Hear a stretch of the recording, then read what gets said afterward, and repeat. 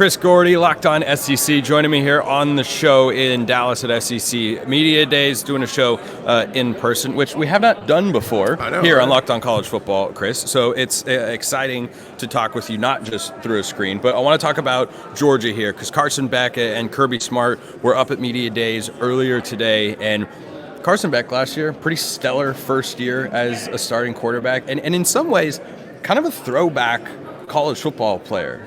I mean, he's been in college, I think, a lot longer than most people realize. Last year was his fourth year of college, but his first year actually starting for the Bulldogs. I have Heisman-level expectations for him. So too does the betting market. So too do a lot of Georgia fans. He completed 72% of his passes last year, had just a stellar season overall. Do you feel like he has another gear that he can reach for Georgia this year? Yeah, I mean, I think last year, he threw for almost 4,000 yards. I mean, it was very productive. And Georgia, if they don't lose that SEC championship game, I mean, I can make a case if Brock Bowers and Ladd McConkey aren't playing through injury and they're healthy, they don't lose one of their old linemen, they're probably beating Bama that day because, it's crazy to go back and look at the film. Like, Jalen Milroe was fine that day. He was named the MVP, but it's not like he was electric and dominating Georgia. Bama was beatable that day. Georgia just didn't do enough, and their playmakers didn't step up. And like I said, they were injured. But I thought Carson Beck had an awesome season last year. I got a pick last summer on a Heisman pick for him last year because the odds were so good. But ultimately he didn't finish there. But I think he comes into this season as one of the early preseason favorites among the Heisman candidates. So. Yeah, I think he's really good, and the other part of it too is look around the SEC. There's tons of change, tons of new OCs in every place. Georgia's one of the few schools that brings back their OC and Mike Bobo, and that continuity helps with a quarterback.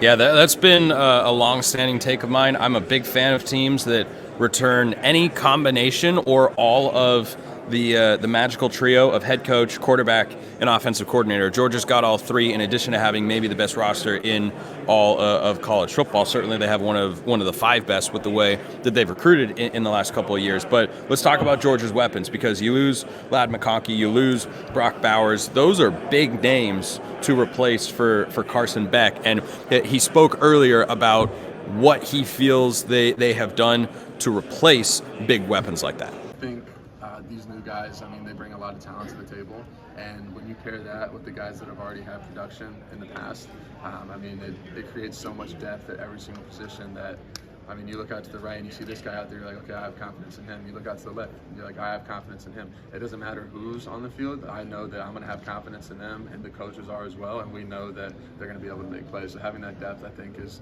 really going to help, especially playing such a tough schedule in the SEC. Without those two guys, Chris, do you think this Georgia offense can produce at the same level? Like a more experienced Carson Beck, but working in new weapons? Like there could be maybe an adjustment period to get thrown into the fire a little bit week one against Clemson to make it all work. But guys like Landon Humphreys and Benjamin Urasek, these are talented football players, and if they get clicking, I think they can be every bit as good as last year. Well, it's not just them. Think of Colby Young, the transfer they brought in from Miami. He looked really good in the spring game, and big body red zone threat. I think that's a guy that's going to eat up touchdowns when they get in that red zone. Dylan Bell is another guy who's looked really, really good. And then on top of it, Dominic Lovett and Robert Thomas came over through the portal a year ago.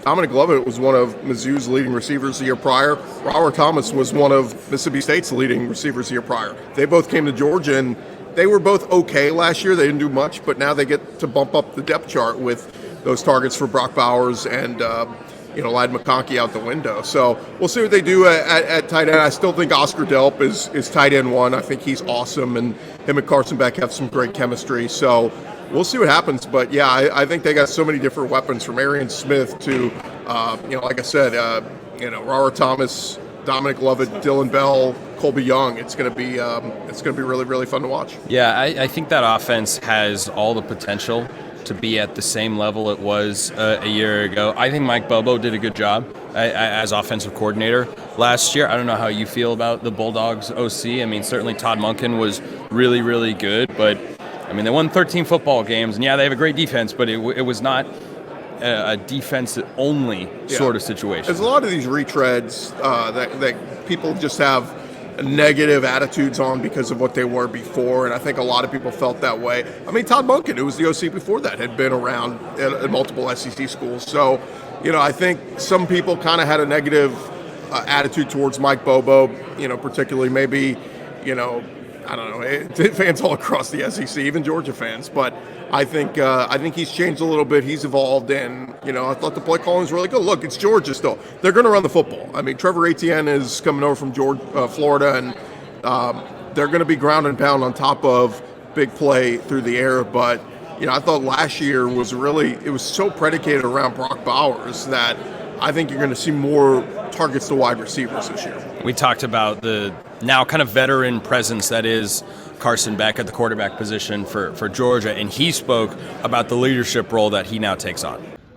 I think for me, stepping into more of a leadership role is really my biggest goal and biggest area of improvement. I think last year I really leaned on Cedric, our center, because he had that leadership role. He had accumulated and built that continuity with the teammates. He gained that trust. He had that respect from everyone to where he could have that, kind of vocal say. And me, I was the new guy on the block. I was the new quarterback. I wanted to build that respect and trust as well. So, going through it and having a year under my belt now, I think that I've been able to earn that from my teammates, and I can step into more of a vocal role.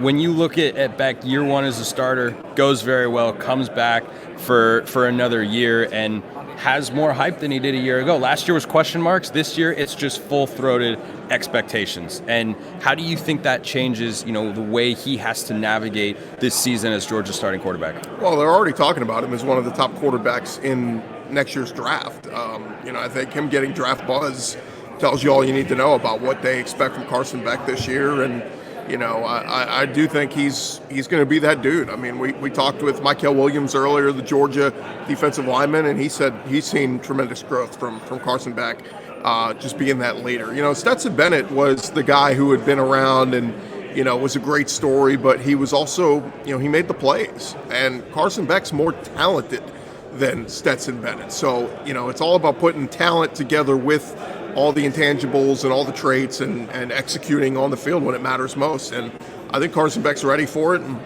look, I keep looking and thinking Georgia's going to, they're going to be one of the favorites this year, if not win it all. And if they win it all, you're talking about 3 championships in 4 years, and we start throwing around the D word, dynasty.